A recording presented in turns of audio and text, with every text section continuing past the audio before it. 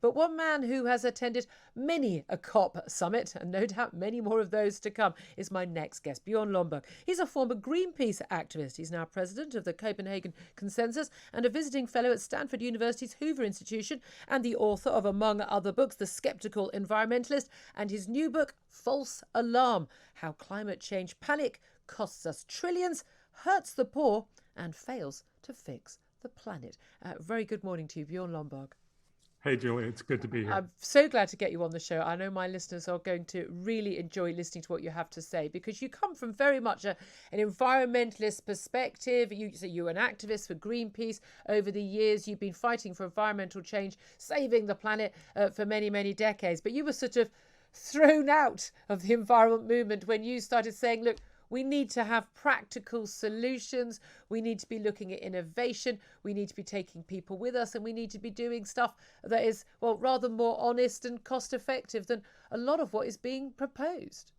Yeah, Julie. So I should probably just clarify. I was never out in a rubber boat in Greenpeace. I was a member, and I was worried, and I had the backpack and all the stuff I think a lot of people have when they're young. And what I really realized, because I'm at heart an academic, was that much of what we're told is not accurate. It doesn't mean that global warming is not a problem, but the way it's made into this end of the world is not only not true, but it also leads us to really bad decisions. Look, if you think this is the end of the world that's coming very, very soon, of course, you're just going to throw everything in the kitchen sink at this.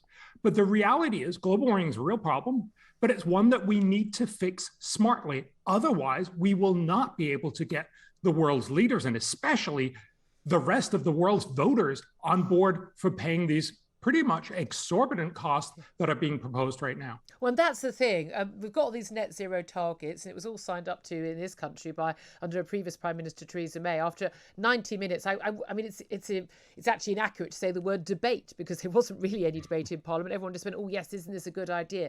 They signed us up to this target without any cost-benefit analysis being discussed, without any of the methods for how it was going to be achieved, and I say what the cost and who was going to pay it was eventually going to be. And we need to be a lot more honest with business, with voters, with green activists about what is reasonable and what is not reasonable. Let's go back to what you were saying about, if people think this is the end of the world, and we've got people saying, scientists involved in this, saying that they won't have children because they think that it's not a world worth bringing a baby into.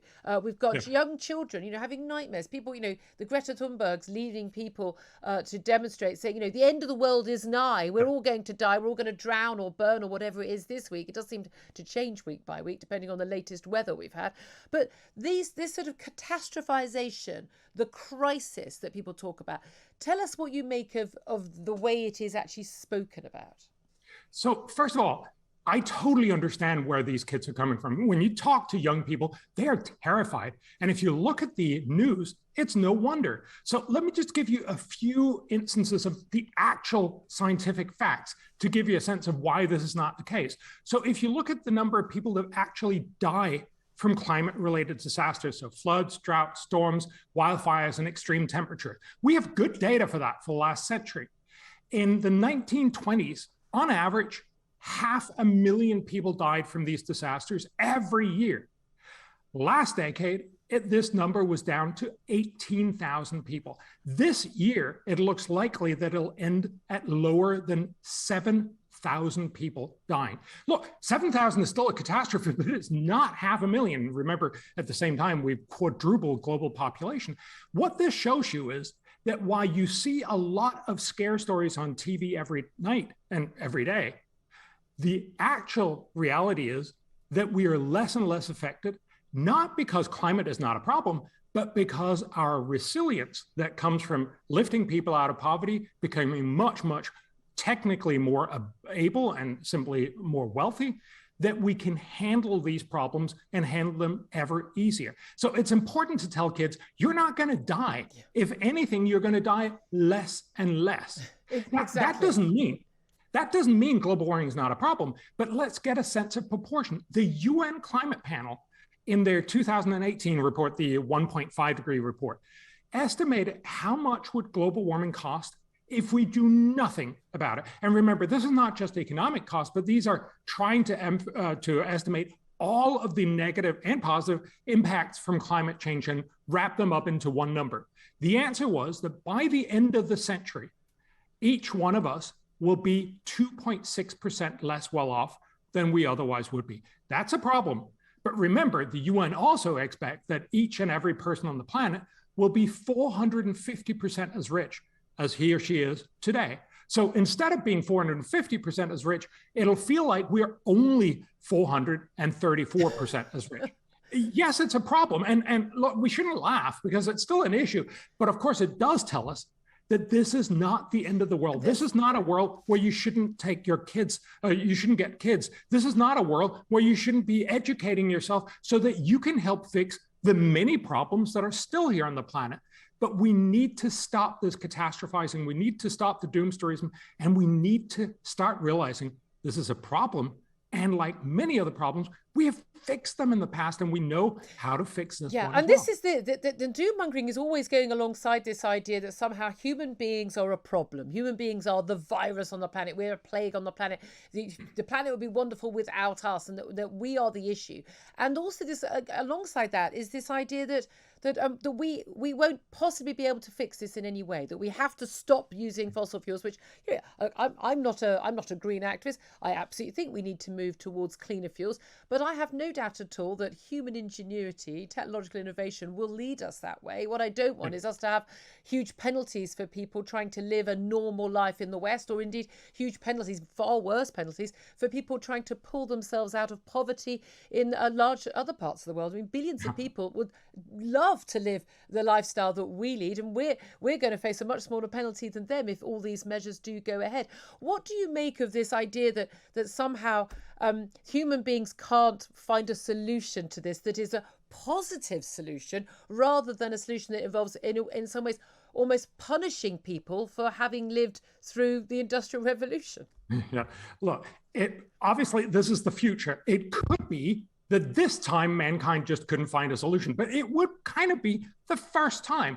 We've had many, many crises, and we have always overcome them. And of course, the way we have overcome them is not by telling everyone, I'm sorry, could all of you just, feel worse off? Could you just drive less and eat less meat and be a little colder and a little poorer? That rarely works, and certainly not if you need to do this over decades. You're just not going to be able to succeed. What we have done and how we fixed most problems in the past is through innovation. If you think back to the 1970s, we worried a lot about the world running out of food, that we saw these huge hunger catastrophes, both in Africa and Southeast Asia. And the sense was a little bit, we're never going to fix this. And certainly the standard climate approach to fixing that problem would have been to say, could everyone just eat a little less and then we'll send it to down to Africa or to Southeast Asia?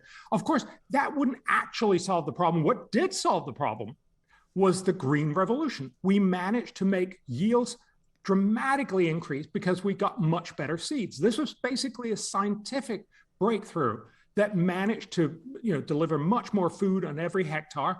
And that's why India is the world's leading exporter of rice. Yeah. The point here is we can move from a world that's terrible to a world that's incredible. And it's much more likely we will do so if we use innovation rather than what we're right now doing and what Glasgow is all about, namely telling everyone, I'm sorry, you've got to do with less. Absolutely. Well, we're going to talk more about that after a break. And I do want to talk about especially what we're doing in the developing world and why so many, not just in the West, are going to say, no, we won't put up with this, but certainly the developing world as well. And we'll talk about some of those innovations. I know you're very much involved with that. Bjorn Lomborg will be back with us in just a couple of moments after an update here on Talk Radio.